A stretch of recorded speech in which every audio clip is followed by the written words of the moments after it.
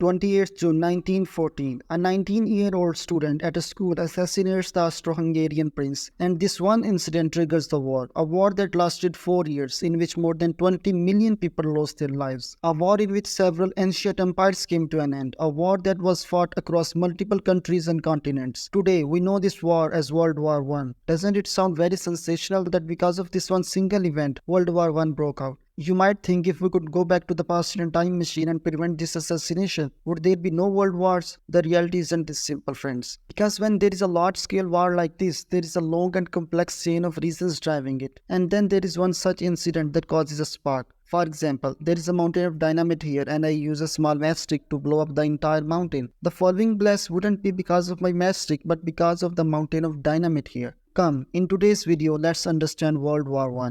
January 1916. 140,000 men were assembling for the attack. In our wood, the front trenches will be taken in the first minutes. For 3 hours, the German heavy guns. At 7 in the morning, the bombardment switched. In the year 1914, Europe looked like this on a map. There was an Austro-Hungarian empire in the middle, which was much bigger than the present size of the countries Austria and Hungary. Germany's empire was also much bigger than present-day Germany. Poland wasn't a country. There was the Russian Empire in Russia. There was the Ottoman Empire in present-day Turkey. Apart from these, there were the United Kingdom and France.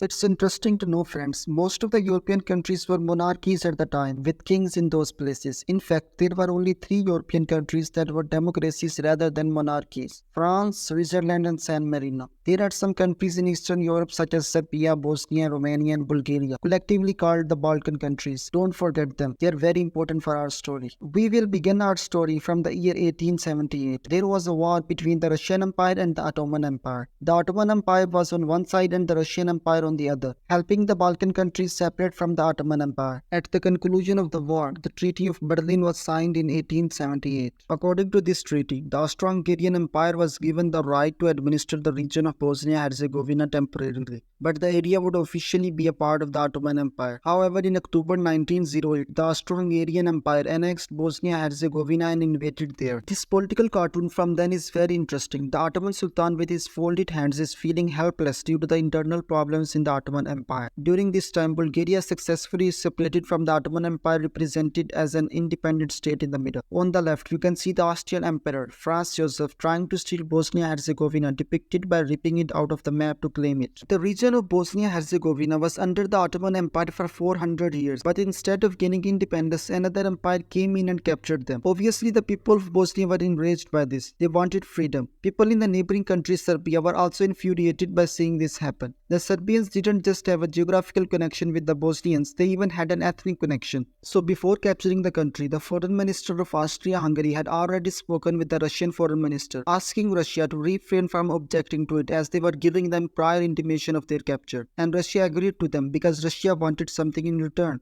Look at this map. This is the Black Sea and the Sea of Marmara is in the south. The Strait of Bosphorus joins the two and divides Istanbul in 2 parts. This part belonged to the Ottoman Empire and Russia wanted to have it. So Russia told the Austro-Hungarian Empire that Russia would annex the region and so they shouldn't oppose them. And Russia wouldn't say anything either when they captured Bosnia. A good deal, right? But there was a problem. The problem was that many Salavic people lived in Russia, and many Russians started protesting the invasion of Bosnia. How could they agree to the Austro-Hungarian Empire getting control of Slavic people? The Russian Empire was already weak. It had to abide by the wishes of the people. So despite the secret agreement, the Russian foreign minister started supporting Serbia. It was 1909 when the Austro-Hungarian Empire turned towards Germany and asked them if they captured Serbia, and Russia came to interfere. Would Germany help the Austro-Hungarian Empire? Germany agreed to help them as they were old friends. They would definitely help. On the other hand, Russia asked France that, as you can see, the Austro-Hungarian Empire had first invaded Bosnia, and when Serbia objected to it, now the Austro-Hungarian Empire and Germany had joined forces to attack Serbia. Russia proposed that France should join its forces with Russia to fight against them, but France replied that it had nothing to do with Bosnia. Regardless of what happened, they didn't want to interfere in the matter. France's refusal silenced Russia, and it had to accept the annexation of Bosnia. With this, the threat of a war, the threat of World War ensuing passed. But then comes the assassination of Ferdinand. Ferdinand. The thing was that the Bosnians that were annexed didn't accept that. The Bosnians wanted freedom. A new revolutionary movement had begun. It is named the Young Bosnia. It was a revolutionary group of students and the Serbians were helping them. They aimed to build an independent country. In fact, not only did they aim to free Bosnia-Herzegovina, but also to unite with Serbia. They wanted to build a united South Slavic nation, Yugoslavia. But anyway, on 28th June 1914, the Prince of Austro-Hungary, Ferdinand, with his wife Sophie, went to visit the annexed territory in Bosnia. They wanted to travel through the newly acquired territory, but soon that caused much suffering to them. 6 Bosnian revolutionaries planned to assassinate them. Around 10 a.m. in the morning, a revolutionary named Gavrilo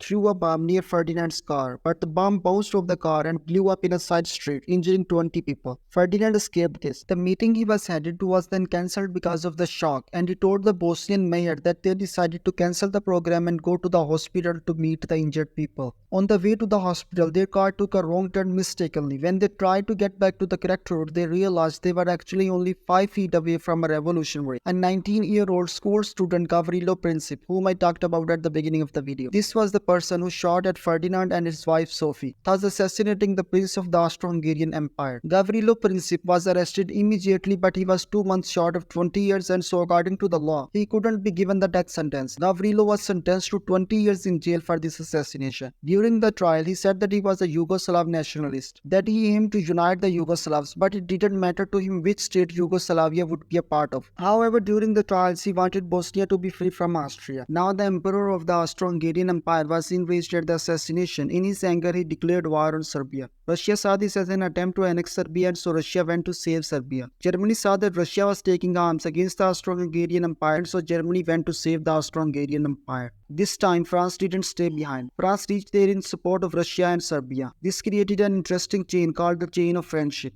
This is an interesting cartoon drawn to describe the situation. Italy was in an alliance with Austria-Hungary and Germany, but Italy reneged on the agreement to support the two, because the agreement stated that in case of an attack on their country, the others would help them. But it was Austria-Hungary and Germany that were invading Serbia. They started the attacks, so Italy claimed that they were not bound to help. However, because the Ottoman Empire had enmity with Russia, the Ottoman Empire reached in support of the Austro-Hungarian Empire. The United Kingdom also got involved in this because Russia, France, and Britain had an alliance treaty called the Triple Entente. This was how the Great War ensued, in which all these countries were at war with each other. Later, countries like the USA and Japan joined this war in support of Britain and France. And obviously, the countries that were under British rule, like India, got involved in this war because the British needed soldiers. And the easiest option was to use the people of the countries Britain had colonized as soldiers. Many people from these countries went to participate in World War I on behalf of Britain. Friends, this was how World War I began. But a pertinent question arises here. Why were all these countries so eager to go to war against each other? If something like this happens today, so many countries wouldn't get into the war. What was so different then that these countries readily went to war? Friends, it's said that there were 4 main reasons for it: nationalism, imperialism, militarism, and alliances. Here, nationalism means a nationalism without liberation and independence. A nationalism that was based on race, on the belief that their country is the best in the world. The kings and emperors took advantage of this nationalism among people, and they declared war for imperialism to capture and occupy other countries, mostly for looting, to gain power by comparing the sizes of their empires and to exploit the resources in those areas. That's why many people call imperialism the highest stage of capitalism. And obviously this wasn't possible without militarism. The countries had to spend a lot of money on their military so that they could invade more countries simply by brute force. The fourth reason cited here was the alliances. There were many political alliances in force among these countries. The Triple Alliances was formed in 1882 among Germany, the Austro-Hungarian Empire, and Italy. These 3 countries had promised mutual support to each other if any of the great powers were attacked. The second major alliance was formed in 1907 called the Triple Entente among Great Britain, France, and Russia.